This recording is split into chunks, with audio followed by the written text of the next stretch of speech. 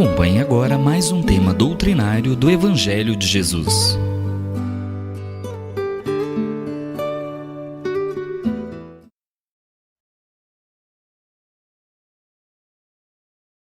Boa noite. Estamos em casa, tá, gente? Vamos trabalhar hoje dando continuidade ao capítulo 11 aí do Evangelho segundo o Espiritismo. E hoje caiu o meu dia aí na escala dos palestrantes. E o tema de hoje dessa palestra ele é muito polêmico, é bem controverso. Então ele trabalha com alguns sentimentos que temos ainda arraigados em nossos corações. E aí a gente tem opiniões diversas, né? Mas aqui nós vamos trabalhar, né? Segundo o que está no Evangelho, aí, especialmente no capítulo 11, né? O nome do capítulo. Então, logo de cara, eu acho que a gente tem que prestar atenção e atrelar a essa polêmica ao nome do capítulo, né? Amar o próximo como a si mesmo. Esse é o nome do capítulo. E o nome da palestra hoje, o tema da palestra, é caridade para com os criminosos. Como assim, né? A gente tem que ter caridade, então, para aqueles que cometem crimes, atrocidades, que violentam outras pessoas e que algumas vezes nas nossas vidas, talvez não nessa encarnação, mas em outra, tivemos a nossa vida violentada por criminosos, né? Então hoje nós vamos estar discutindo um pouco, conversando um pouco sobre essa temática de como ser caridoso, né? Ou o que o Evangelho fala sobre caridade para com os criminosos, né? Então são os itens 14 e 15 que vão tratar dessa temática, desse tema. E aí eu coloquei logo de início aí uma figura, uma cena emblemática, talvez a cena mais importante, o quadro mais importante de toda a humanidade, que vai regimentar toda a nossa construção social de seres humanos, de organização social, a passagem de alguém pela Terra, a história de alguém pelo nosso planeta, do qual nós reverenciamos e do qual nós temos que, através dessa história toda, talvez trazer para as nossas vidas, para o nosso quadro social, e talvez assim a gente consiga perpetuar a nossa vida em felicidade verdadeira e progredir no sentido evolutivo do planeta, né? Então, aquele quadro, ele transmite ali essa primeira mensagem aí, né? Que é caridade para com os criminosos. Porque o Cristo, o ser mais evoluído que passou pela Terra, o nosso benfeitor, o governador do planeta, o arquiteto do planeta, ele esteve ao lado de dois criminosos. Ele foi tratado como um criminoso, né? Ele foi condenado e executado como um criminoso, né? Então, essa é a primeira reflexão. E aí, no Evangelho, nesse item 14, tem uma carta, uma mensagem dessa mulher aí, Elisabeth de France, da França, que ela escreveu em 1862 e está no Evangelho segundo o Espiritismo.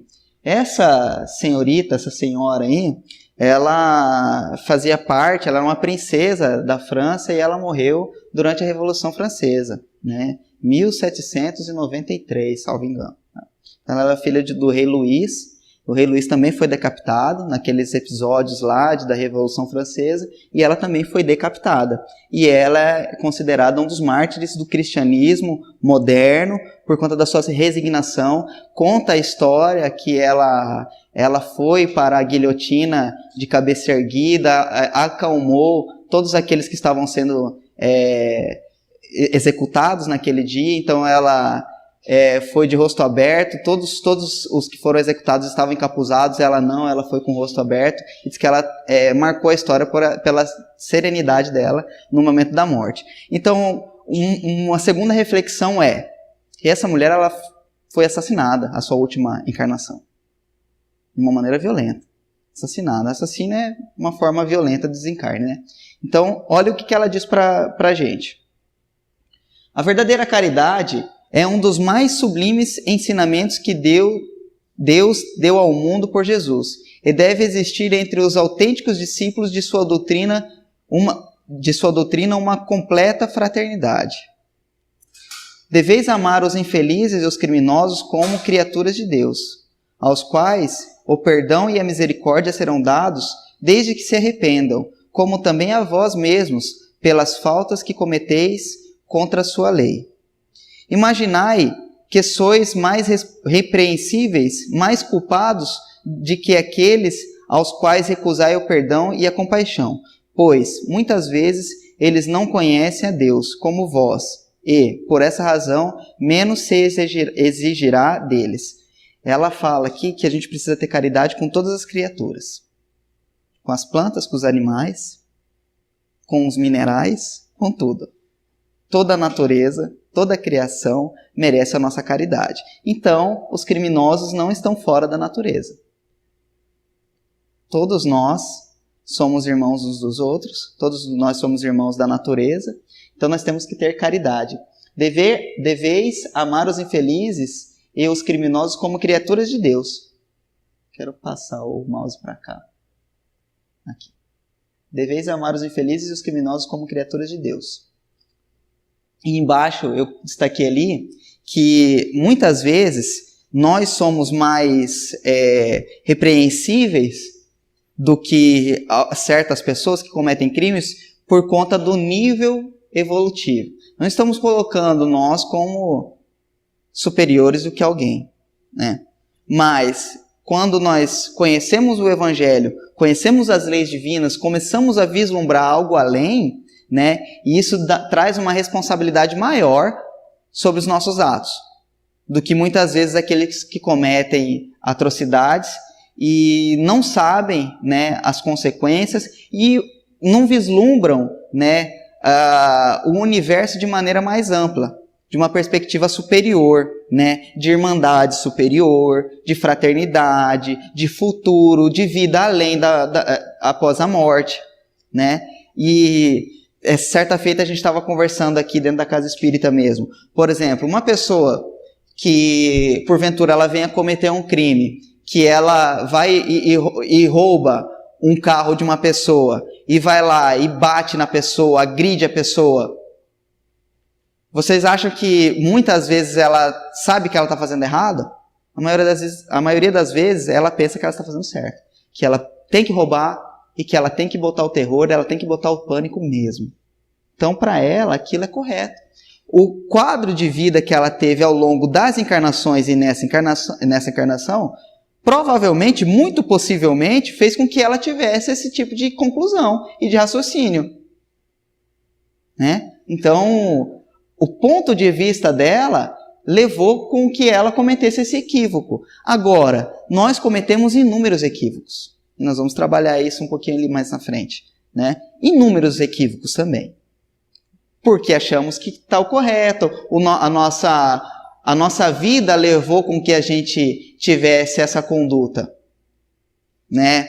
E aí são inúmeros quadros de violência que a gente pode ter, os pais que acham certo dar a palmada no filho, o marido que acha certo trair a esposa, né? Muitas vezes a cultura levou com que ele pensasse dessa forma, e o inconsciente espiritual que ele traz de outras vidas também. São centenas de encarnações fazendo uma coisa, né? E aí, nesses momentos, a gente quer julgar a pessoa por aquele instante, né? Então vamos seguindo aqui para ver o que ela fala. Continua falando.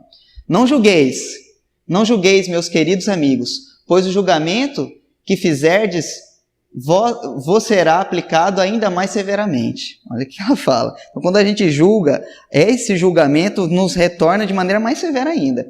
E tendes necessidade de indulgência para as faltas que cometeis com frequência. Não sabeis que há muitas ações que são crimes aos olhos de Deus, de pureza, e que o mundo não as considera sequer como faltas leves? Inúmeras coisas, inúmeras, né? E tem um quadro, por exemplo, que é muito emblemático, da mulher que seria apedrejada. Legalmente, segundo as leis de Moisés, né, naquele tempo, a mulher que fosse pega em adultério seria apedrejada em praça pública, né? Então, Jesus, né, não a condenou, ele pergunta para a mulher, depois que ele fala lá, aquele que estiver isento de pecados, atire a primeira pedra. Todo mundo começou a sair, né? Saíram os mais velhos, né? Os mais ponderados, né? Que refletiram, começaram a sair, pouco a pouco, não ficou ninguém para acusar ela. E ele pergunta para ela, onde estão os seus acusadores? Daí ele fala, eu também não te condeno. Né? Então, ele não condenou, outro quadro, ele não condenou a mulher adúltera, foi pega em adultério, e ele não condenou aqueles criminosos que estavam ao lado dele, no Calvário. Né? Quando você julga uma pessoa, isso não define quem ela seja, isso define quem você é. Né? Nem sei quem escreveu isso, mas achei muito interessante. Porque esse julgamento que a gente faz com outra pessoa, isso define o que está dentro da gente, né? Como a gente é, se a gente é indulgente, se a gente tem perdão no coração, se a gente tem a capacidade de se colocar no lugar do outro, a empatia. Será que se eu não estivesse na pele da outra pessoa, eu não faria a mesma coisa? Eu não roubaria? Eu não violentaria? Eu não mataria? Né? Eu não reagiria dessa forma? Se eu, por exemplo, fosse um governante, será que eu não ia me beneficiar das facilidades, né, engendradas há tanto tempo, né, não só no Brasil, mas como na história, né, das civilizações, né, dos poderosos? Será que se eu não estivesse na pele de um poderoso, eu não teria essa tendência? Né? Então, quando eu julgo alguém, a capacidade da minha pessoa que está na mostra e não da dela. Isso que é interessante, né? E nós temos eu acho que é por isso que, talvez é por isso que como nós temos uma centelha divina dentro da gente, e a gente sabe que quem julga é Deus, mas a gente tem uma centelha de Deus dentro da gente, a gente quer se endeusar e achar que a gente é Deus e julgar tudo e todos e qualquer situação. Eu com a minha esposa, a gente costuma falar assim, né? Quando a gente conversa sobre um monte de coisa, a gente fala assim, mas a gente é bom para acertar a vida dos outros, né? Descobrir a solução do problema da vida dos outros. Ah, fulano, olha só, o fulano, se ele fizesse tal coisa, pronto, a vida dele deslanchava. Ah, o fulano conversou comigo e tal, tá com problema, mas olha, ele tem que fazer isso, isso e isso. A gente faz isso, a gente fala, a gente tem a solução da vida dos outros na ponta da língua. É muito fácil, muito rápido, né? Porque a gente julga. Né? Os tempos estão próximos, volto a dizer, em que a grande fraternidade reinará nesse globo. A lei do Cristo é a que regerá os homens. Será a moderação e a esperança e conduzirá as almas às moradas bem-aventuradas. Amai-vos, portanto, como filhos do mesmo Pai. Não façais distinção entre vós, pois Deus quer que todos sejam iguais. Não desprezeis a ninguém. Nessa parte, nesses 2 parágrafos curtos, nós temos muita coisa para refletir aqui. Por ser desde a vinda do Cristo, há 2000 anos, nós estamos na transição planetária de um mundo de provas e expiações para um mundo de regeneração. Maiores informações sobre esse assunto nos nossos cursos aos sábados. Né? Nós temos o curso na Escola de Estudos Espíritas que trata desses assuntos, né, com mais profundidade. Mas o que nós temos de doutrina espírita explicando, dentro do Evangelho segundo o Espiritismo e dentro do Livro dos Espíritos, é que o nosso planeta está se transformando, está passando para um mundo de regeneração, morada de espíritos nobres, onde a grande fraternidade reinará nesse globo. Então, o planeta, que ainda fabrica armas para matar alguém, porque a arma só tem um sentido, gente, é tirar a vida de outra pessoa. Desde os primórdios das armas, da evolução da engenharia bélica, para isso. Então, num mundo, num planeta onde a gente ainda tem esse tipo de ferramenta, onde a gente vê essa semana, esse mês, um país bombardeando o outro, a grande fraternidade ainda não reina aqui. Absolutamente. Mas estamos no período limiar, né, dessa transição, conforme essa psicografia, né, do autor em espírito, Manuel Filomeno de Miranda, do qual nós levamos o nome, o nosso mentor dessa casa, Manuel Filomeno de Miranda, por Divaldo Franco, né, esse excelente médium, né, notável médium, nesse livro Transição Planetária, lançado em 2012, né, que vem narrar esses episódios de como está acontecendo nos bastidores espirituais do planeta essa transformação. Então, está havendo um momento em que quem pratica a maldade, esses tipos de delinquência, por que não criminosos, né, se eles não se adaptarem à esfera, à sintonia do planeta, eles serão retirados do planeta, convidados a se retirar. E nós, aqui, ó, não façais distinção entre vós, que somos nós aqui encarnados, os espíritos que habitamos a Terra, nós todos, magneticamente, evolutivamente, estamos no mesmo patamar evolutivo. Nós não somos tão diferentes uns dos outros. Pelo contrário, nós somos muito próximos. Então, em outras palestras aqui, por exemplo, a Nilda abordou, né, aquele tema sobre a ira, a raiva.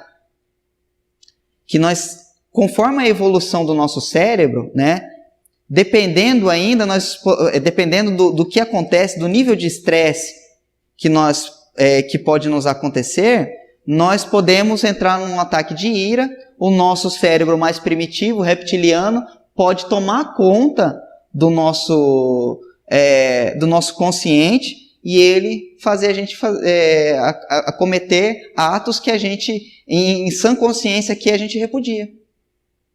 Mas se a gente entrar num ataque de fúria, de cólera, de raiva, de ira, o nosso psicológico se transforma de tal maneira que a gente comete crimes, né? E aí, se a gente julgar a pessoa, né? Se a gente reduzir a pessoa, a existência inteira da pessoa por aquele ato, olha só, né? É o que Victor Hugo traz no romance lá, Os Miseráveis, né?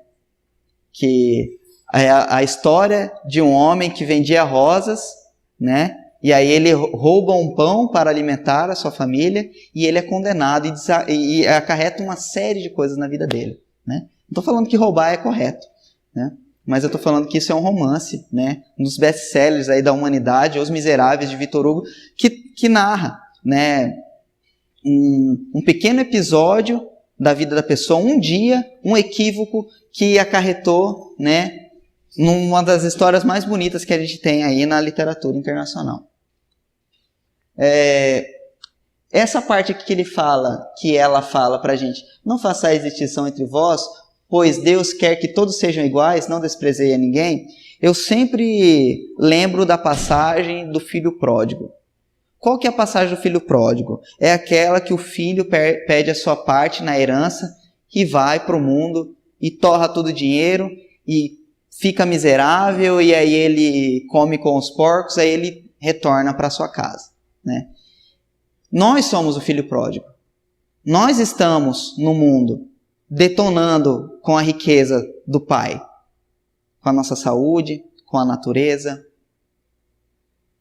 com um monte de coisa, né? E aí quando a gente abala e a gente está ficando com o planeta abalado, né? Tanto no sentido de natureza, que nós somos parte da natureza, obviamente, né? Mas um quadro de meio ambiente, mas também no sentido social, de não aceitar em consciência um ato desse de uma nação bombardeando a outra. Já pensou se fosse o Brasil fazendo isso, bombardeando a Argentina, bombardeando a Colômbia, né? E fossem parentes nossos lá que estivessem lá pilotando aquelas armas e apertando o botão para que outras pessoas morressem. Já pensaram nisso? E o pior, se fosse nós que estivéssemos sendo bombardeados, né? Nós que temos amigos, parentes, entes queridos que são militares, né? E onde eles trabalham é alvo, seria um alvo. Você já pensou, né? Então, assim, isso está acontecendo na nossa casa. O planeta Terra é a nossa casa, né? E aí, quando a gente detona a nossa riqueza, que é isso que está acontecendo, nós estamos literalmente detonando a nossa inteligência, gastando riquezas, inúmeros potenciais de dinheiro financeiro e econômicos em pólvora, em tecnologia para matar outras pessoas, sendo que nós temos inúmeras misérias ainda pelo globo, né? Então, a fraternidade não reina ainda aqui, mas há de reinar. Há de reinar, um tempo, em breve. E aí, continuando, a presença de criminosos encarnados entre vós, que ela está explicando, é um meio que Deus se utiliza para que as más ações deles nos mostrem lições e ensinamentos. Brevemente, quando os homens praticarem as verdadeiras leis de Deus, não haverá mais necessidade desses ensinamentos, e todos os espíritos impuros e revoltados serão dispersados para mundos inferiores, a transição planetária, de acordo com suas tendências. Sairão, né? Os espíritos impuros e revoltados serão dispersados, né? Mas a existência de espíritos criminosos entre nós é uma lição. É uma maneira da gente aprender com isso, né? Da gente tirar uma lição de um quadro que é negativo para que a gente possa não cometer, aprender e até mesmo aprender a amá-los. Porque amar quem é bonzinho é muito fácil. Não fazemos mais que a nossa obrigação, né? Amar a professora que ama aquele estudante que é o mais notável, inteligente, bonitinho e cheiroso, né? Mas dar carinho para os mais necessitados, os criminosos são mais necessitados, são mais ignorantes muitas vezes que nós. Ignorantes não no sentido de inteligência, mas de não conhecer ainda perspectivas mais amplas que especialmente nós espíritas que estamos estudando temos. Né? Então, aí entra uma maneira da gente amar um ao outro e sem distinção, né? Brevemente, quando os homens praticaram as verdadeiras leis de Deus, né? E aí eu coloquei a foto desse cara aí, né? Um dos maiores e melhores, um dos grandes atletas da atualidade, né?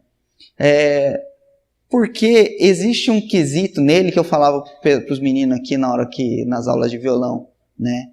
Que eu falava assim, lembra, Carlos? Eu perguntava para vocês, eu falava assim, o que vocês acham que o Neymar, perguntava isso para as crianças, o que o Neymar está fazendo agora, que não está tendo jogo lá, nem da seleção e nem do time dele, o que ele deve estar fazendo uma hora dessa? O que vocês respondiam, Carlos? Praticando, treinando. Olha lá, ó. Se o mouse aparecer lá, eu mostro. Aqui, ó. Praticar, colocar o amor, as leis de Deus em ação. Então, ele só tem essa excelência toda no que ele faz porque ele pratica muito, ele treina muito, a vida inteira treinando. Então, a referência que eu faço, a analogia que eu trago, é para que se a gente pensa em ter um planeta melhor, nós precisamos praticar, nós temos que sair do campo teórico e das ideias e da boa vontade. Não tem que ter apenas boa vontade. Nós temos que colocar em prática, transformar. Nós temos, todo mundo veio aqui, graças a Deus, andando pelas próprias pernas. Isso é uma bênção. Uma bênção, né? Graças a Deus, ninguém de nós aqui está acamado nesse momento, no hospital ou em casa doente. Está todo mundo aqui, ó. Muito bem nutrido, por sinal, né? E isso é uma bênção. Nós temos muito o que fazer pelo planeta. Muito o que construir, muito o que educar. Porque se a gente está aqui já tendo esses vislumbramentos, cabe a nós colocarmos em prática, né? E aí, por que tem essa imagem aqui, né? Não basta não fazer o mal. Por exemplo, eu não faço mal, eu não sou criminoso. Olha só o que está ali no Livro dos Espíritos, pergunta 642. O homem não basta não fazer o mal. O homem responderá pelo mal resultante de não haver praticado o bem. Voltamos de novo à prática do bem. Então, quando nós não fazemos o bem, estamos fazendo o mal. Então, tem que fazer, gente. tem que fazer caridade. Aí as pessoas falam, eu não preciso vir no centro espírita, eu não preciso estar em uma instituição, seja religiosa, seja de amigos, para fazer o bem. Eu posso fazer o bem no meu serviço, eu posso fazer o bem na minha família? Sim, pode e deve. Agora, que aqui, quando nós estamos ainda na escolinha, é mais fácil. A gente pode aprender a tocar violão sozinho, em casa.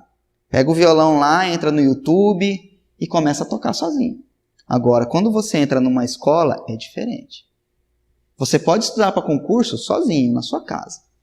Com YouTube, com livros, beleza. Você avança. Agora, se você vem para uma instituição, se você se matricula numa escola, aí avança. A mesma coisa acontece com o inglês e a mesma coisa acontece com as nossas crianças na escola. Você pode educar eles sozinho em casa. Né? Agora, o convívio com outras crianças...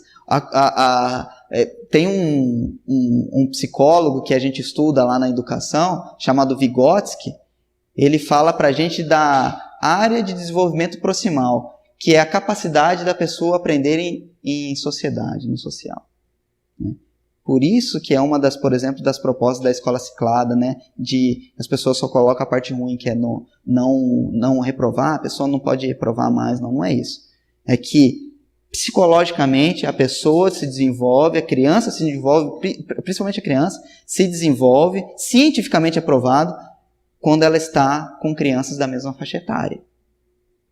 Então, quando a gente quer pensar em fazer caridade, quando a gente está numa instituição, que aqui nós estamos colocando exercícios, igual uma escolinha, fazendo exercícios, enquadrando, nós temos como... meu sonho era fazer sopa e dar para as pessoas. Nós temos aqui, metodicamente, os espíritos falam para a gente como fazer sopa, como colocar, entregar alimentos, como recolher, como bater na porta das pessoas para pedir donativos, sabe? Como inúmeras frentes de trabalho nós temos, especialmente aqui na nossa casa. Eu não posso falar de um monte de casas porque eu não conheço. Eu conheço o nosso programa Concafras, né? Que nos traz uma gama de possibilidades de fazermos o bem. Aqui, praticarmos o bem com idosos, com pessoas lá nos hospitais, com jovens da vida, né?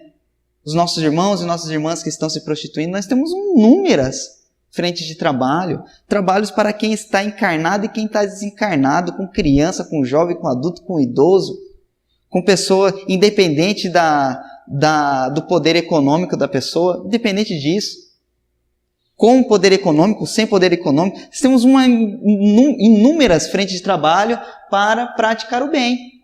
Então, por isso que a gente volta nessa tecla, né, de ser uma escola, de praticar o bem, da qual nós estamos ajudando a transformar esse quadro mundial, planetário. Deveis aos criminosos, de quem falo, o socorro de vossas preces.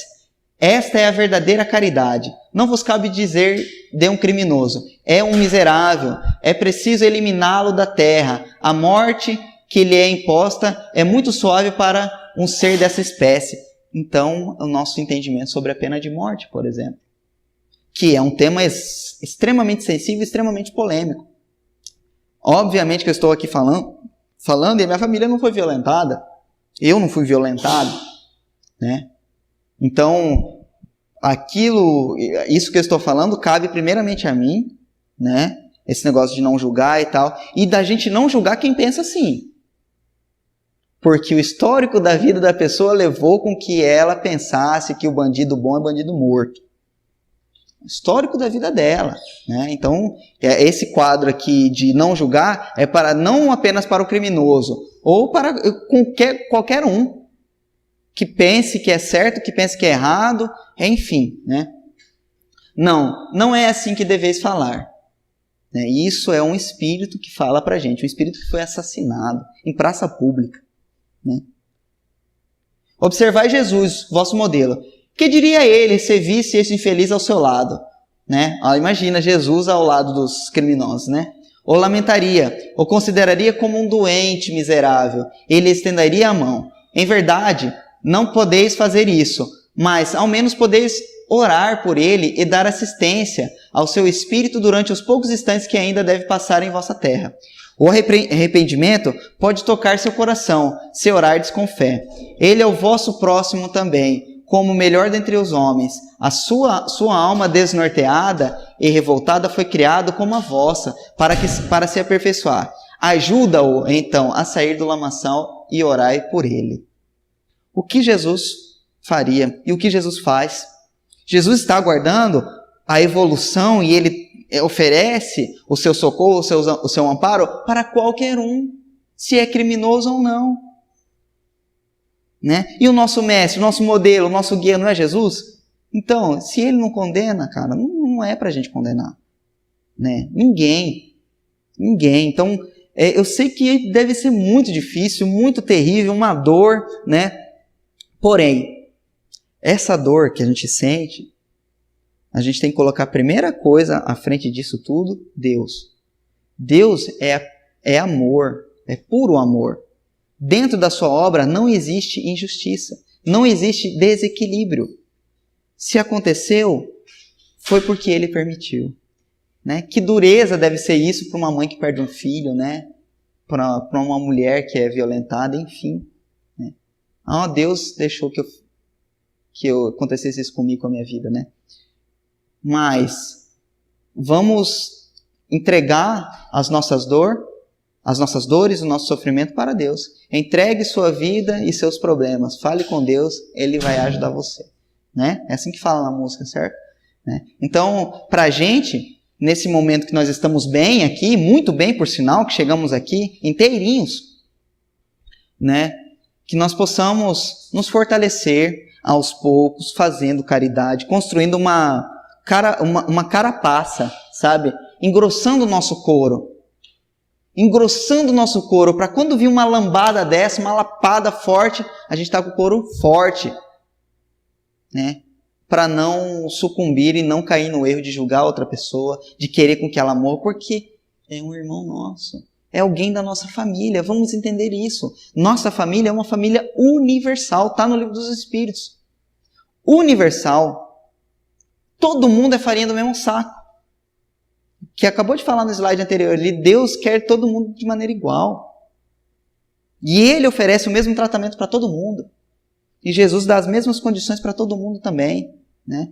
Então, isso que a gente está falando é interessante a gente refletir e tentar construir aos poucos essa fortaleza, né, para a gente se precaver de um momento de raiva, de ira, de revolta, né, que pode vir a acontecer com a gente, né? Mas como que faz isso? Fazendo caridade, gente. Fazendo caridade, ajudando os outros, entendendo, atendendo inúmeras pessoas, conhecendo inúmeras realidades. Quem sabe assim a gente não vislumbre, né? E a gente se depara com outras perspectivas, e daí amanhã depois a gente não pensa mais igual hoje. E que bom! Tomara que a gente mude de pensamento, né? Que a gente, com o tempo, daqui 5, 6 anos, 10 anos, nós possamos ser outras pessoas melhores, né? Mais lapidadas, né? Com as adversidades do planeta, e a gente consiga auxiliar melhor, né? Sermos melhores. Tem uma última comunicação aí no capítulo 15 do Evangelho segundo o Espiritismo, que é desse espírito aí, Lamennais, que é um filósofo também, à época já desencarnado, obviamente, ele trouxe essa comunicação em espírito em 1862, né? Kardec faz essa pergunta, né? Que um homem que corre perigo de morte, para salvá-lo é preciso arriscar a nossa própria vida. Sabe-se que aquele homem é um malfeitor e que, se escapar, poderá cometer novos crimes. Devemos, apesar disso, arriscar-nos para salvá-lo, ou seja, um criminoso. Sabemos que o cara é criminoso, está prestes a morrer, nós devemos nos arriscar para salvar ele? Deixa morrer, porque não vale nada mesmo, ou não, ele é nosso irmão, como a gente. Se nós temos a oportunidade de salvar, vamos salvar sim. Daí para frente é com ele. Né? Vamos fazer a nossa parte. A dele, cara, a dele é com ele. E a pior coisa que tem, pelo menos para mim, que sou um cara muito orgulhoso, é quando alguém vem falar o que eu tenho que fazer da minha vida. Como que eu tenho que fazer, que hora que eu tenho que chegar, Eu fico muito chateado com isso. Porque, sabe, então não vamos fazer isso com o outro, né? Então assim, vamos fazer a nossa parte, salvar ele, o que ele faz. Mas será que os espíritos falam isso? Será que esse espírito aqui, ó, Lamenais, o que ele fala? Pensai que nesses rápidos instantes que se acabam os últimos minutos de vida, o homem perdido revê sua vida passada, ou melhor, ela se ergue diante dele. Quem sabe a morte estará chegando muito cedo para ele, a reencarnação poderá ser-lhe terrível. Nesses minutos, muita gente, espíritos falam, né, e pessoas à beira da morte, né, e aqueles quadros de experiência de quase morte, falam que a pessoa vê o filme de sua vida passando diante de seus olhos, né? Quem sabe nesse momento o criminoso não veria o quadro de sua vida, os seus equívocos, e daí então ele faz uma espécie de autoanálise e reforma íntima e se transforma. Não sabemos se isso pode acontecer ou não, né? Agora, condenar ele, já fadá-lo à morte. Coragem, portanto, bons homens, vós a quem a ciência espírita esclareceu, socorrei-o. Arrancai-o a sua condenação. E, então, talvez esse homem, que morreria vos insultando, se lançará em vossos braços. No entanto, não é preciso perguntar se ele o fará ou não, salvando-o. Obedeceis a essa voz do coração que vos diz, podeis salvá-lo? Salvai-o. É a boia de salvação, a tábua de salvação de alguém. Já pensou? Pessoa que estava no leito de morte, malfeitor sim, mas quem que não é malfeitor? Quem que é 100% bonzinho, que não faz nada de mal, nem para você e nem para os outros? Né? Todos os espíritos que nos acompanham, encarnados e desencarnados, que eles possam ser acariciados pelo amor de Jesus e que Jesus possa iluminar o nosso coração, nos deixando cada vez mais esclarecidos nas leis divinas, no amor, na caridade. Nos abençoe hoje e sempre, que assim seja.